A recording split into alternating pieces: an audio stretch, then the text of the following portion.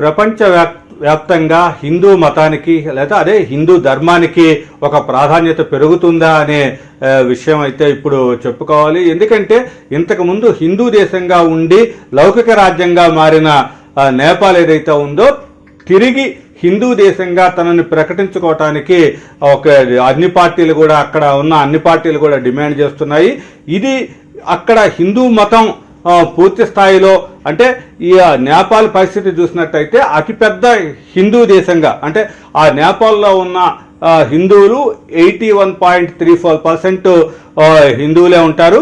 అది 2 కోట్ల అంటే వీళ్ళని చూసినట్టయితే 2,15,00,000కు పైగా హిందువులు అక్కడైతే అన్ని తెగలలో అంటే బహును, ఛత్రి, మధేషి, నెవారి, ఠాకూరి ఈ జాతులన్నీ కూడా హిందూ సాంప్రదాయాలను కానీ హిందూ మతాన్ని అనుసరిస్తూ ఉంటాయి. కాబట్టి అక్కడ 81% పైగా హిందువులై ఉన్నట్టుగా చెప్పొచ్చు. కాబట్టి ఇప్పుడు తాజాగా వినిపిస్తున్న మాట అన్ని పార్టీలు కూడా అక్కడ ఉన్న అన్ని పార్టీలు కూడా మళ్ళీ హిందూ దేశంగా ప్రకటించాలి నేపాల్ని అనే డిమాండ్ అయితే ప్రధానంగా వినిపిస్తోంది. దీన్ని అంటే ఒక రకంగా చూసుకున్నట్టయితే ఇక్కడ ఈ మొత్తం కూడా ఈ నేపాల్ అనేది నే అనే హిందూ ఋషి ఎవరైతే ఉన్నారో ఆయన ఇంతకు ముందు చరిత్రలో నే అనే హిందూ ఋషి కాఠ్మండులో అక్కడ ఉండి ఆ హిందూని మొత్తం ఆ ప్రాంతాన్ని రక్షించాడు. కాబట్టి దానికి అంటే నేపాల్ అని పేరు. అంటే పాల్ అంటే రక్షించటం అనేది సంస్కృతంలో ఇది వస్తుంది కాబట్టి అర్థం. కాబట్టి దాని నుంచే నేపాల్ అనే ఒక పేరు వచ్చింది అనేది అయితే వాళ్ళ చరిత్ర చెప్తూ ఉంటుంది.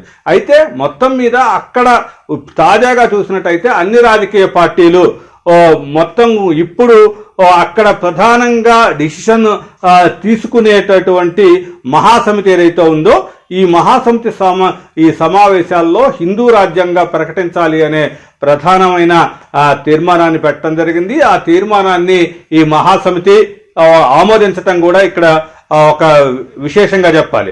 ఎందుకంటే దాంట్లో మొత్తం ఈ మహాసమితి దీంట్లో 2,200 మంది ప్రతినిధులు పాల్గొంటే దాంట్లో 950 మంది అనుకూలంగా ఓట్లేయటం జరిగింది. దాంతో పాటుగా అక్కడ నేపాల్ కాంగ్రెస్కు చెందిన మొత్తం ఈ 950 మంది కూడా దానికి అనుకూలంగా ఈ తీర్మానానికి అనుకూలంగా ఓటేయటం జరిగింది. ఇక్కడ ఒక విశేషం చెప్పుకోవాలి. మావోయిస్టుకి దానికి సంబంధించిన పార్టీలు ఏవైతే ఉన్నాయో సిపిఎన్ కానీ యుఎంఎల్ కానీ అక్కడున్న సిపిఎన్ మావోయిస్ట్ సెంటర్ కానీ ఈ తరువాత ఈ 4వ అతిపెద్ద పార్టీగా ఉన్న రాష్ట్రీయ ప్రజాతంత్ర పార్టీ కూడా ఇవన్నీ కూడా ఈ మావోయిస్టు పార్టీలు ఈ డిమాండ్ మీద కామ్గా ఉంటే ఈ 4వ అతిపెద్ద పార్టీగా ఉన్న రాష్ట్రీయ ప్రజాతంత్ర పార్టీ అయితే ఈ మొత్తం హిందూ దేశంగా మార్చాలి అనే దానికి ఒక డిమాండ్కి మద్దతు తెలిపింది. కాబట్టి ఈ మొత్తం అంటే ఇక్కడ చూసినట్టయితే మనం ఈ కమ్యూనిస్టులు అధికారంలోకి వచ్చిన తర్వాత హిందూ దేశం నుంచి కూడా దాన్ని లౌకిక దేశంగా మార్చటం జరిగింది. అది అంటే ఈ 2011 జనాభాని ఆధారంగా చేసుకొని మొత్తం కూడా 81% హిందువులు ఉన్నారు. కాబట్టి ఇప్పుడు అన్ని పార్టీలు కూడా అదే దిశగా ఆలోచించడం జరుగుతుంది. కాబట్టి త్వరలోనే ఈ నేపాల్ హిందూ దేశంగా ప్రకటిస్తే ఒక అవకాశం అయితే కనిపిస్తుంది.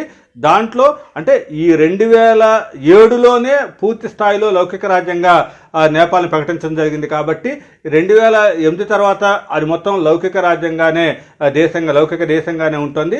కాబట్టి ఇప్పుడు మళ్ళీ పూర్తి స్థాయి హిందూ దేశంగా అయితే హిందూ వైదిక దేశంగా ఈ నేపాల్ వచ్చే అవకాశం అయితే త్వరలోనే కనిపిస్తుంది.